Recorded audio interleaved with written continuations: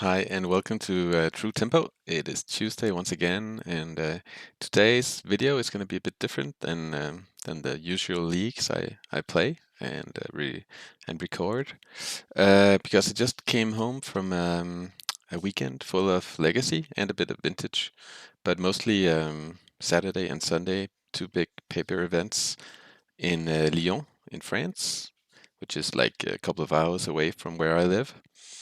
And that was a great event. I have a I just clipped a small like a tweet from the association that organizes this and similar events 2 times a year called MTG Ones or MT Guns. Yeah, it's like a wordplay between French and English. But so this was day two. They had 84 players for the main event, and day one, Saturday, it was 128 players. So the max of 7 rounds, max the number of players before you go to 8 rounds, and that was Saturday was with the top eight, and Sunday was only Swiss, 8 rounds Swiss. And as you can see, there were pre-modern side events, Pauper side event, and Friday we had a team trio with Pauper, Vintage, and Legacy. And also, which was really sweet, they fired Vintage Cube on demand for players who were out of the main events.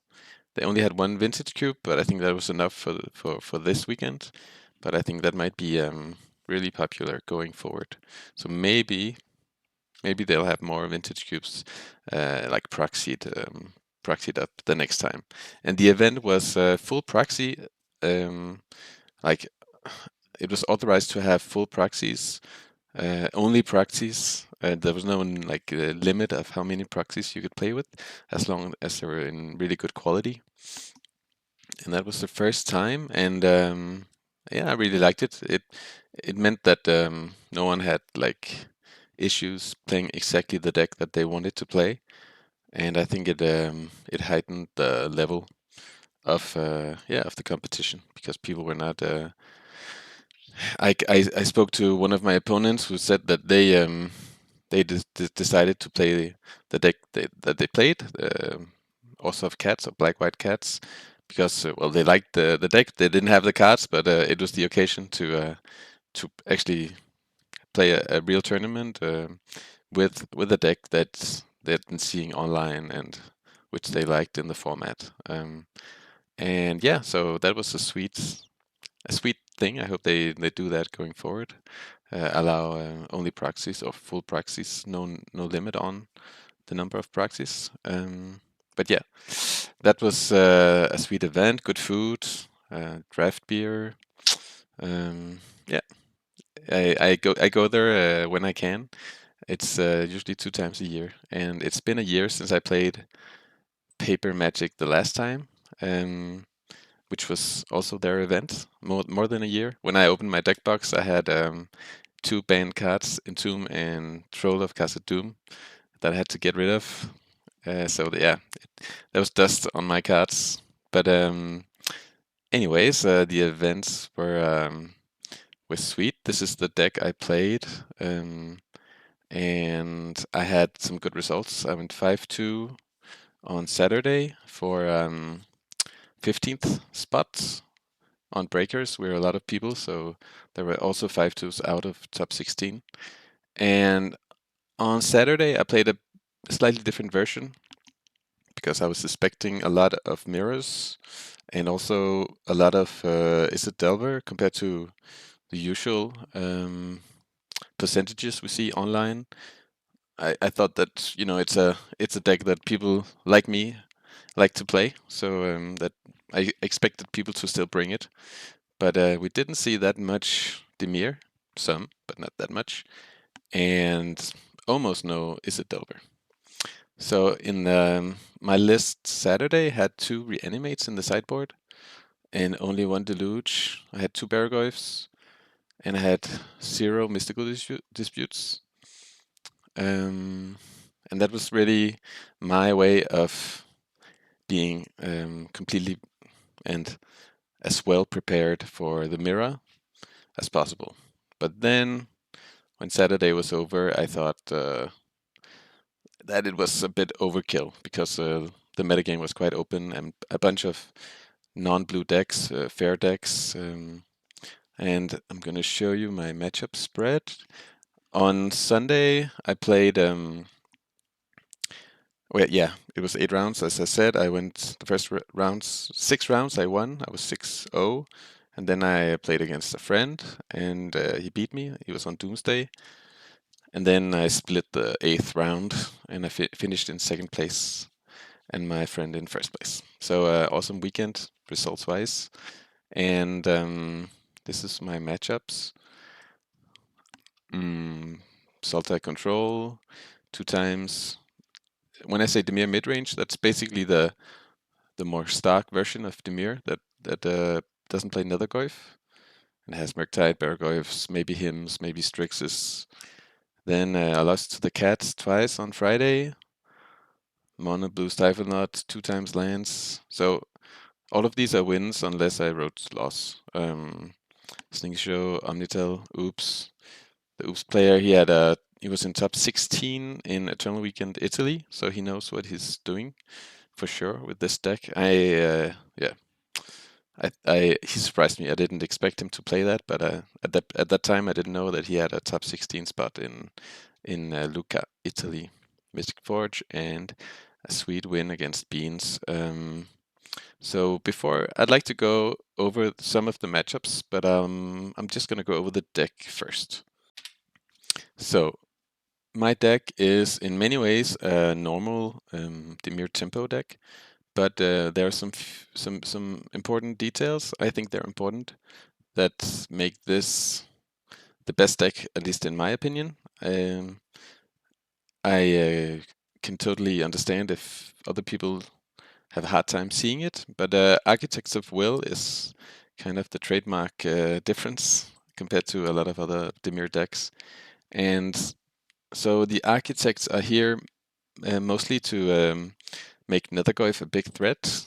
That means that if you draw an Architect and a Nethergoyf, of course, then in most cases Nethergoyf is going to be a 5/6, and that's just a great clock, and it's I think it makes a difference in most games.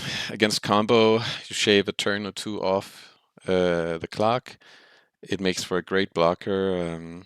Yeah, it's just a much more relevant card than when it's 3/4. That's my humble opinion. Then Architect is also a blue card, so it pitches to Force, which is always, I think, important in these kind of supplemental cards that play a role in the overall synergy of the deck. Because sometimes you don't need. Let's say these three were Mishra's Bauble. The first one you're happy to have go into the graveyard. The second one doesn't make a difference. So if that's a card you can pitch to Force instead of like a Brainstorm, then you're very happy. I think that comes up a lot. And then, well, you can also hardcast it. It does come up from time to time. It's not an embarrassing mode, I think, to hardcast and get this trigger that is quite synergistic with a tempo plan that you are aiming to just buy a turn or two. If you can set the cards in a good order for you and your game plan, that can mean the difference between winning and losing. On Saturday, as I mentioned, I played some reanimates, and that can also come up if you play reanimate, of course, to reanimate this. I did have a game where that was sweet. But yeah, it's the cost that you have to pay mana to cycle. I think it's worth it that you have a blue card that makes Nethergoyf a 5/6 most of the time. And then, like, I'm playing 20 lands and a lot of 1-drops, 2-drops. I have a low curve, so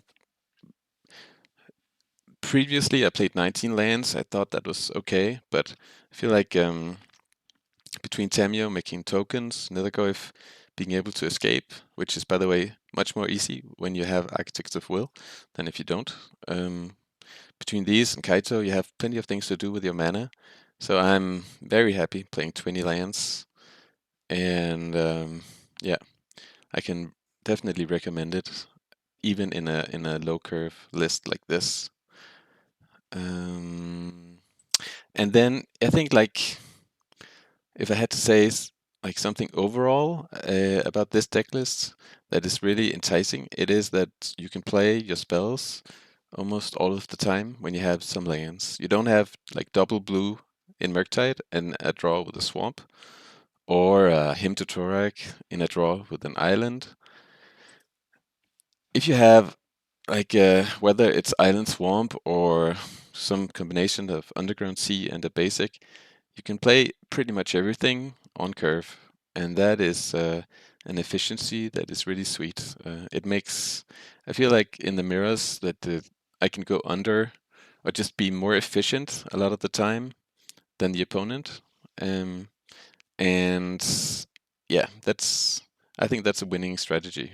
For me, it makes sense at least, even though the raw power of Murktide isn't here. But we do have plenty of answers to deal with opponents' Murktides. Yeah, so I think that's the primary. Like maybe if some of you might think, why don't you also play Murktide, like cut a Bowmaster or something? But I don't want to. I don't want, like, Dimir doesn't put that many cards in the graveyard, so I want to protect Nethergoyf and its ability to escape, instead of having like a medium Murktide come at some point in the mid game, like a 6/6 Murktide that also makes Nethergoyf smaller. That's okay in Izzet, where Chandler will refuel the graveyard easily, but in Dimir I think it's not good enough. Yeah, once again, my humble opinion. In the sideboard, so this current sideboard is well, notable. I only play one Barragoyf. I think Barragoyf is actually somewhat overrated at the moment, because there's not that much Izzet, and I think you can beat Izzet without it with this setup with a big Nethergoyf. If you draw some Nethergoyfs and Bowmasters. So, and Barragoyf it's dazeable. Everyone is prepared for it in some capacity. In the mirror, it gets pushed. Like in the mirror, I want to ideally have my opponents playing Edicts and Feed the Cycles or whatever other 2-mana removal spell on my 1-drops, and I want to be pushing or dazing their 3-drop Barragoyfs. Like that's a game that I'm happy to play. Even though if you play the big threats, you have the opportunity of just drawing that when the opponent doesn't have an answer, and of course you can win like that. But overall, I prefer to have a low curve, and so Barragoyf is, I think, at its best in like against Affinity, where there's not a lot of removal for it. Against Eldrazi, in theory, it can be good, but they have a bunch of the bounce Eldrazi, Water Escape, Battle Mage. They can even K-command it. So I feel like it's, yeah, not necessary in the board when you have these big Nethergoyfs. And then of note, Hercule's Recall is like the blue meltdown. I think it's an underplayed card. Thanks to my friend AQ Baronin for mentioning it. I was thinking about playing Energy Flux, but Recall is definitely better. Yeah, and I kind of came to the conclusion that in this metagame, I want my cards that answer Chalice to be blue, because the primary deck that plays Chalice is Eldrazi. And a lot of the time, if you draw that, say, explosives, it's gonna be a dead card. If they don't have the Chalice, your explosive does nothing. But if you have Force of Wills, and you do in that matchup, at least you can pitch. your Hercules Recall or Energy Flux or Brazen Borrower. So I think that's an important realization for me in this metagame. I'm playing Edict to have a third card to handle alongside this Borrower, handle Married Lage, and also to handle Kaito from the opponent, and the Tamiyo flipped. Yeah, I'm very happy about Edict at the moment. It's also good against Show and Tell, which is definitely in the metagame. Mystical Dispute is sweet. Yeah, I was happy to add that, and not only one copy, but 2 copies, because it's very good against like the Riddler, Quantum Riddler control decks, and Show and Tell, like just basically most unfair decks, but also the Murktide matchups. And Murktide is kind of a sweet, a soft spot for this deck. So having these versatile counterspells, yeah, I think that's perfect. At the moment with this sideboard, the weak spots are to some extent Eldrazi because it's a tough matchup, but I don't think there's anything you can really do about it. Like the third consign is not going to change much about it. You just kind of need to have a good, like to be able to force a chalice and play 1-drops and wastelands, and like build a big 1 or 2 big Nethergoyfs, and then you can win the game before they get to their like higher payoff spells. But I think it's just a tough matchup, and there's not a lot of things to do about it. So I'm okay, just trying to mulligan wisely and play good in that matchup. Second Snuff Out is for Tamiyos and Murktides. Toxic Deluges is for the cats, the cradles, and Affinity.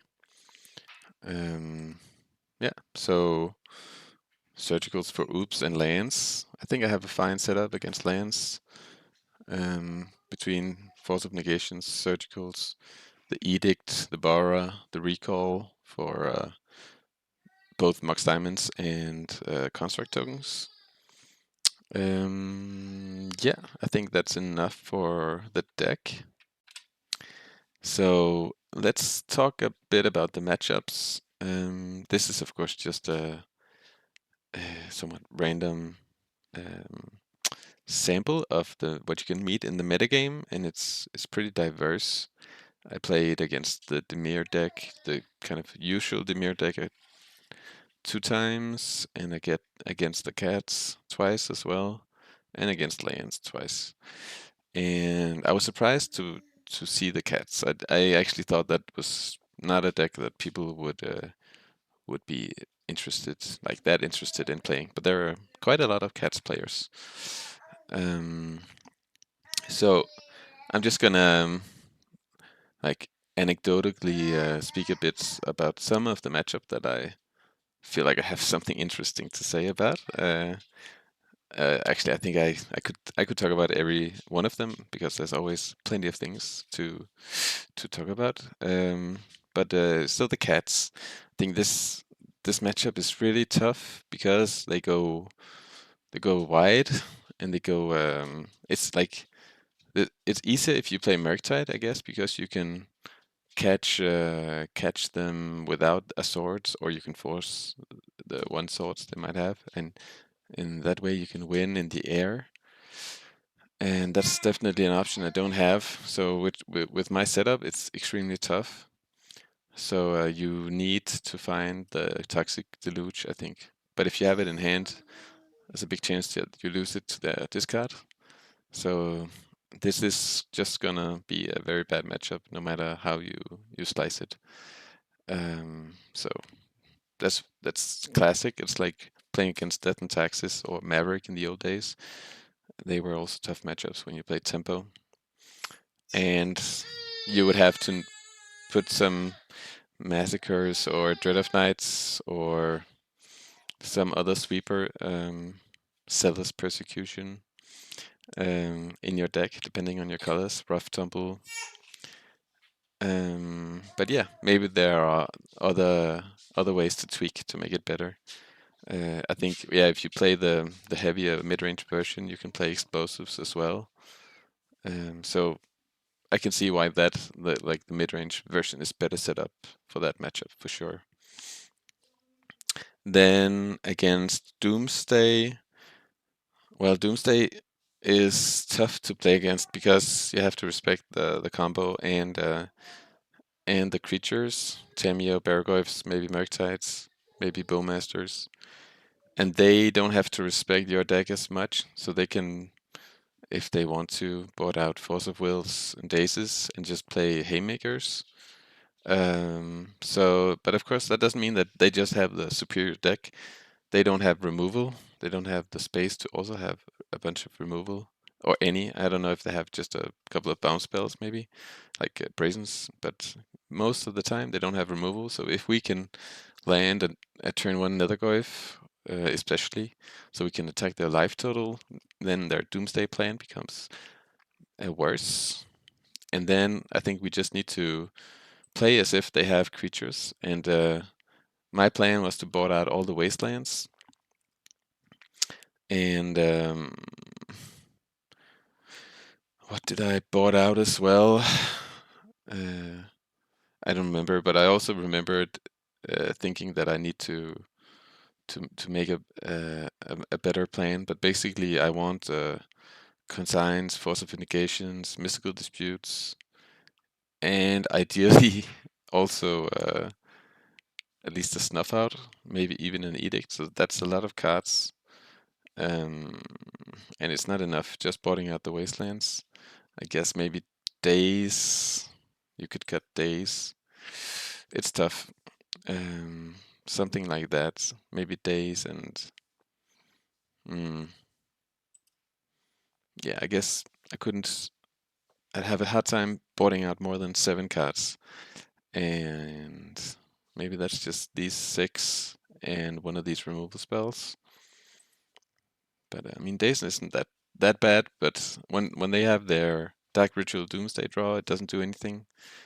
And the games can drag on if we're trading resources. If I'm shooting creatures and we just say like playing cantrips and saying go, etc.